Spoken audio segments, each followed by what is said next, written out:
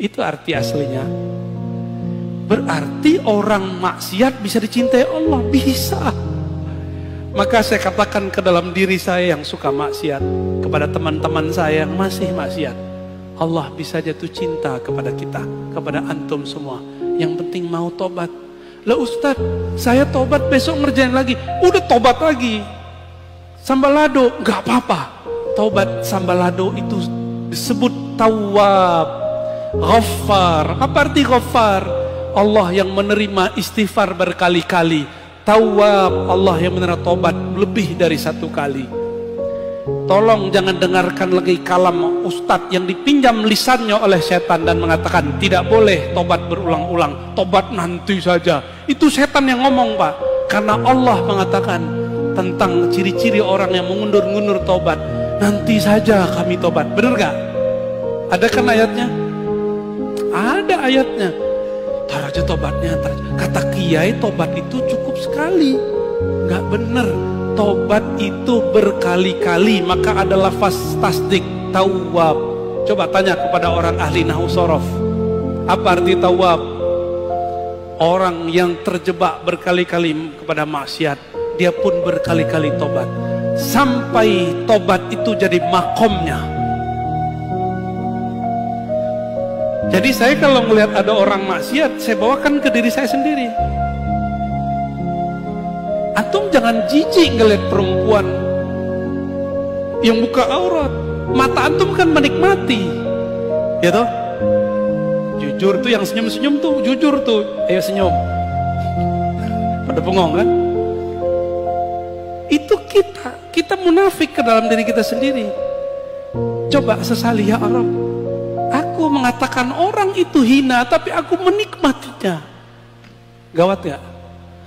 Kita jijik katanya, benci melihat orang buka aurat, tapi mata antum tuh gak bisa lari dari dia.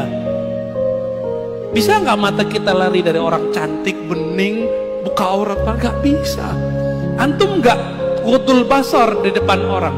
Apa? Antum bisa ghuddul basar depan masyarakat, depan teman. Di rumah buka Instagram bisa ghuddul basar gak? Saya nggak yakin, jangan sok suci.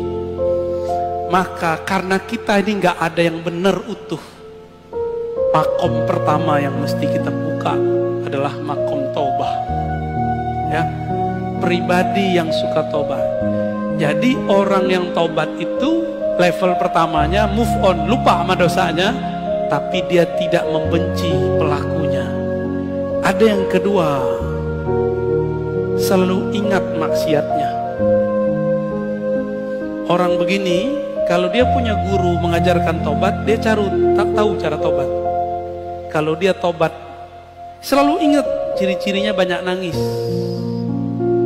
banyak merindingnya. Kalau ingat begitu, selalu ingat dirinya yang hina. Orang begini nggak sempet mikirin orang. Jadi kenapa ada orang hijrah, habis itu ngata-ngatain temannya, padahal baru kemarin sore hijrah. Berarti dia hijrah baru pakaian dan fikrahnya, belum nafsnya. Bisa paham kenapa teman antum sekarang musuhin antum.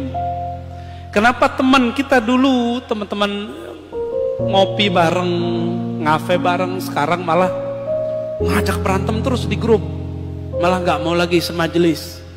Itu karena dia baru di sini hijrah, tapi di dalam ini belum hijrah. Apalagi kolbunya, ya. Mana ada orang ahli zikir sibuk posting video, ya nggak? Cukup lah ya. Baik teman-teman, cukuplah ayat ini. Waman jahada fina lanahdiyannahum subulana. Mau sampai kepada Allah, mujahadah. Bisa mujahadah sendiri? Tidak. Maka ikutlah mujahadah orang yang sudah sukses mujahadah. Disitulah perlu bertorikoh. Maka torikoh perlu direvisi, diinovasi setiap masa, walaupun namanya sama. Torikohnya Naqsyabandiyah, tapi ada revisi di dalamnya. Zikirnya nggak perlu direvisi, tapi metode mujahadahnya direvisi. Qadiriyahnya direvisi. Jangan kaku bertorikot. Bukankah Syekh Abah Anom juga merevisi? Bukankah Syekh Ahmad Khatib Sambas juga merevisi? Dari 2 torikot digabung jadi 1. Bukankah Abul Hasan Syazili juga merevisi? Bukankah Imam Maulana Khalid An-Naqsyabandi juga merevisi 5 thariqat? Bukankah Syaziliyah Darqawiyah juga merevisi? Semua mereka merevisi. Tapi kok nyampe sekarang thariqat jadi kaku, orang-orangnya jadi saklek? Berarti ada yang tidak beres dalam kalimat berthariqah. Maka ambillah ilmu ini dari orang berilmu, jangan dari orang yang tidak berilmu.